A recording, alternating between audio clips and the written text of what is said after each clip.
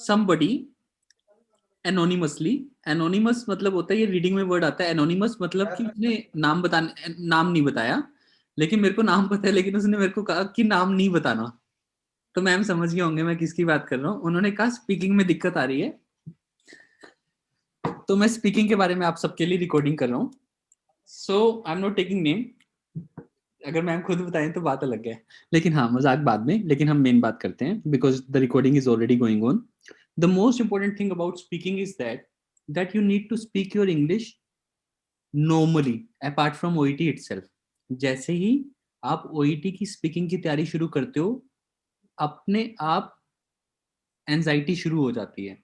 तो यानी कि जब हम एंजाइटी में होते हैं हम उतना अच्छा नहीं सीख सकते जब हम एंजाइटी में नहीं होते। यानी कि जब आप अपने फ्रेंड्स के साथ नॉर्मल इंग्लिश बोलोगे तो ऐसा हो ही नहीं सकता कि आपकी स्पीकिंग इंप्रूव ना हो। It is not possible.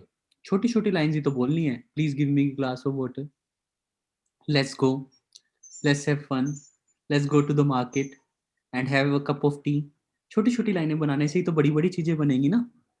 कहने का मतलब जब हम ऐसी छोटी छोटी लाइनों को नहीं बोलते, इसीलिए हमारे मुंह से जब इंग्लिश निकलती है वो अजीब लगती है।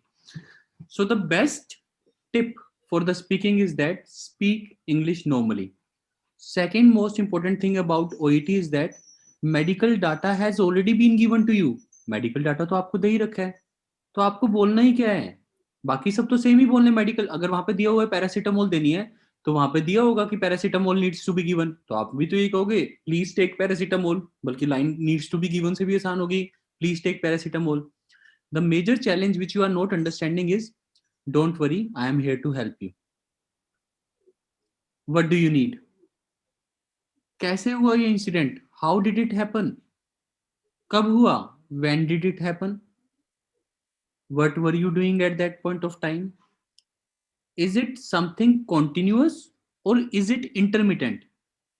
सिर्फ क्या इज इट मतलब क्या है, मतलब इज इट पेनफुल और इज इट लेस पेनफुल? कहने का मतलब ओईटी में तो अगर जितना आप नॉर्मल इंग्लिश बोलोगे उतना ही आपको फायदा है, क्योंकि आपको यही तो बोलना है। पेशेंट दो बार कहेगा I am having pain, nurse you are not understanding, I am having pain, आप भी दो बार कहोगे please don't worry, I have already told you that there is nothing to worry, we have treated many patients like yours and you need to worry. Our doctor is very much experienced, he will provide you the best services, and after taking medications you will feel all right. But nurse, it has been going on for 2 days, I can't even rest. See, I totally understand and I assure you for the best services. यानी OET में तो lines यही होती हैं, आपकी English की तो line use ही नहीं होती।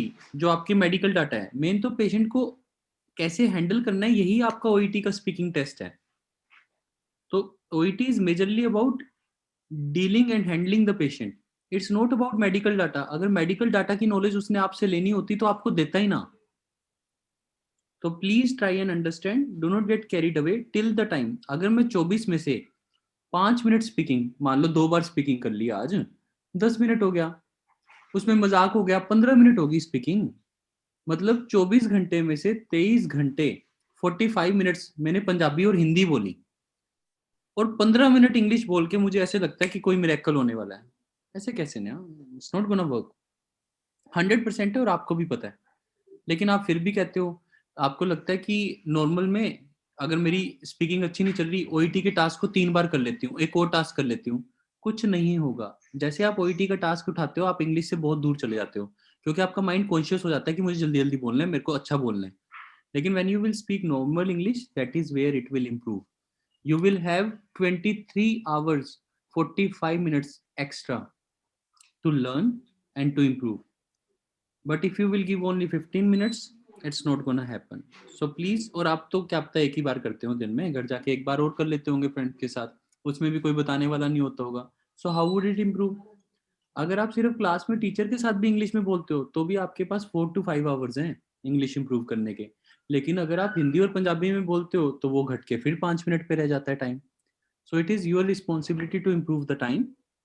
As much as you will speak, सामने वाला भी आपको इंग्लिश में जवाब देगा, यानी स्पीकिंग के साथ साथ लिसनिंग भी इंप्रूव हो जाएगी।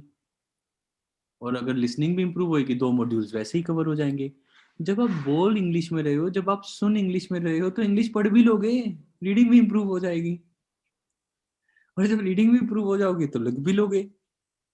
So again it is all connected, it is series.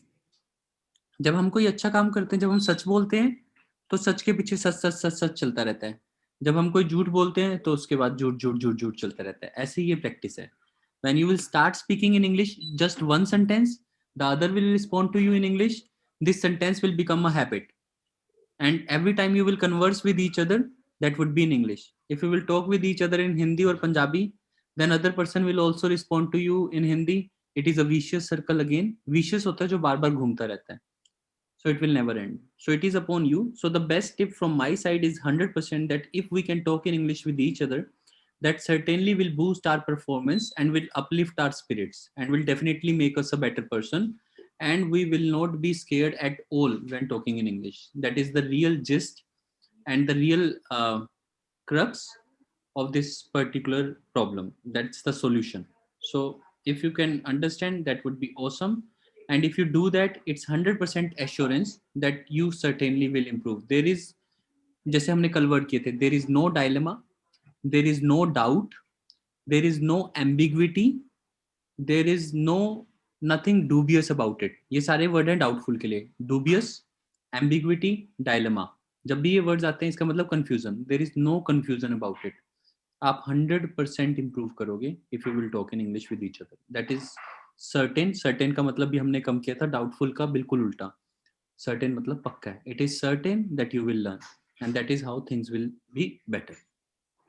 I hope जिन मैम ने क्वेश्चन पूछा था मैंने उनको ये बोला था कि मैं सबके सामने ही आंसर दूंगा because it's gonna take my energy.